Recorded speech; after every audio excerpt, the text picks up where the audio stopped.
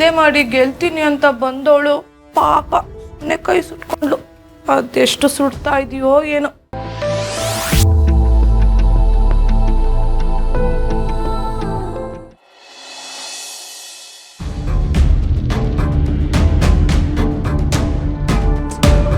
ಇದು ಏನು ಮಾಡ್ಕೊಂಡ್ರಿ ನೀವು?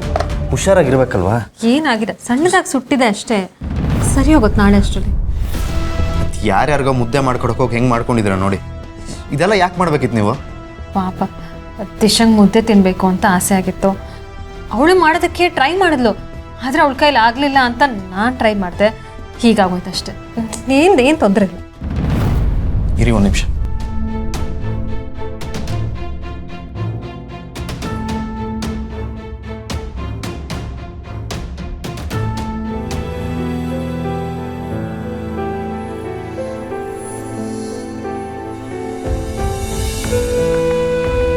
ಗೊತ್ತಿದೆಯಾ? ಇಲ್ಲ ಇಲ್ಲ,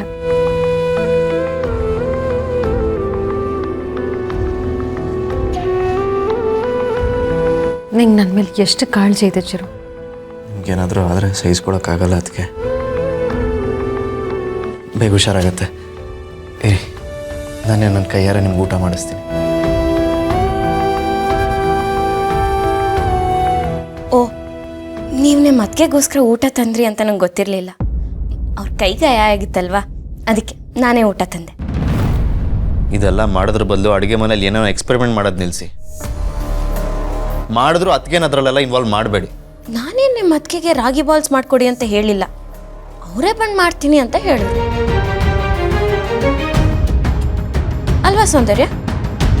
ಹೌದು ಚಿರು, ಪಾಪ ದಿಶನ್ ಕಷ್ಟ ನೋಡೋಕ್ಕಾಗದೆ ನಾನೇ ಮಾಡ್ತೀನಿ ಅಂತ ಹೇಳಿದ್ದು. ಅದರಿಂದ ನೀವು ಕಷ್ಟಪಡೋ ಥರ ಆಯ್ತಲ್ಲ, ಜಾಜಿ ಅವ್ರ ಕೈಲಿ ಮಾಡಿಸ್ಬೋದಾಗಿತ್ತಾನೆ. ಕೂಲ್ ಚಿರು, ಅಂತ ಸೀರಿಯಸ್ ಏನೂ ಆಗಿಲ್ಲ.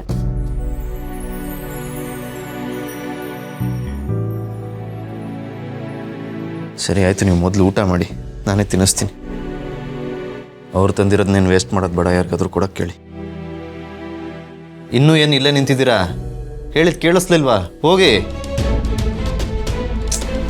ಚಿರು, ಯಾಕೆ ಅವಳ ಹತ್ರ ಅಷ್ಟೊಂದು ರೂಢಾಗಿ ಮಾತಾಡ್ತಿದ್ಯಾ? She is your wife.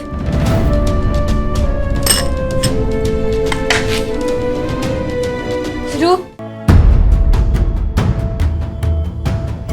ನೋಡಿದ್ರ ಅವ್ರು ಹೆಂಗೆ ನನ್ನ ಜೊತೆ ಮಾತಾಡ್ತಾರೆ ಅಂತ. ಮದುವೆ ಆದಾಗಿಂದ ಒಂದು ಕ್ಷಣನೂ ನನ್ನ ಜೊತೆ ಕೂಲಾಗಿ ಮಾತಾಡಿಲ್ಲ. ಮನೇಲಂತೂ ಅವ್ರು ನನ್ನ ಮಾತೇ ಕೇಳಲ್ಲ. ಅಟ್ಲೀಸ್ಟ್ ಆಫೀಸಲ್ಲಿ ನಾವಿಬ್ರು ಜೊತೆ ಕೂತ್ ಕೆಲಸ ಮಾಡೋ ಥರ ಆದರೆ ಮಾತಾಡ್ಬೋದು ಅನ್ಸುತ್ತೆ. ಪ್ಲೀಸ್ ಥಿಂಕ್ ಅಬೌಟ್ ಇಟ್ ಸೌಂದರ್ಯ, ಇಲ್ಲಾಂದರೆ ನಾವಿಬ್ರು ತುಂಬ ದೂರ ಆಗೋಗ್ತೀವಿ. ಆಫೀಸಲ್ಲಿ ಅಥವಾ ಮನೇಲಿ ದಿಶಂಗೆ ಮೇಜರ್ ಅಥಾರಿಟಿ ಏನಾದರೂ ಕೊಡಬೇಕು. ಆ ಥರ ಪವರ್ ಅಥವಾ ಜವಾಬ್ದಾರಿ ಏನಾದರೂ ಕೊಟ್ಟರೆ ಚಿರು ಹೇಗೆ ಇವ್ರ ಜೊತೆ ಇರ್ತಾನೋ ಅದೇ ಥರ ದಿಶನ್ ಜೊತೆನೂ ಇರೋ ಸಂದರ್ಭ ಹೆಚ್ಚಾಗುತ್ತೆ. ಸೌಂದರ್ಯ, ನಾನೇ ನಿಮಗೆ ಊಟ ತಿನ್ಸೋಣ ಅಂತ ಬಂದೆ, ಬಟ್ ಇದನ್ನು ಚಿರಾಗೇನಾದರೂ ನೋಡಿದ್ರೆ ತಿರ್ಗಾ ನನ್ನ ಮೇಲೆ ಕೂಗಾಡ್ತಾರೆ. ಸೊ ನಿಮ್ಗೆ ಸ್ವಲ್ಪ ಕಷ್ಟ ಆಗುತ್ತೆ, ಬಟ್ ನೀವೇ ಊಟ ಮಾಡ್ಕೊಂಡ್ಬಿಡಿ ಪ್ಲೀಸ್.